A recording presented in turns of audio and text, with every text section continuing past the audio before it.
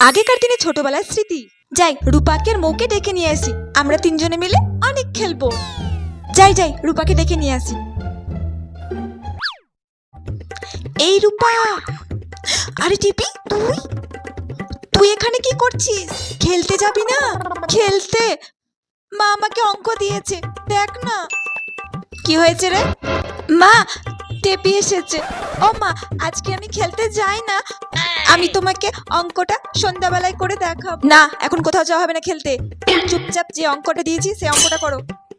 ও কাকিমা, রূপাকে একটু খেলতে যেতে দাও না। টেপি, ও এখন যাবে না, তুই যা খেলগা। ও মা, চাই না মা, তোমাকে আমি এসে ঠিক করে দেখাবো অঙ্কটা। বললাম তো যাওয়া হবে না। উফ, ঠিক আছে যা, তবে কিন্তু তাড়াতাড়ি চলে আসবি, বেশি দেরি করবি না।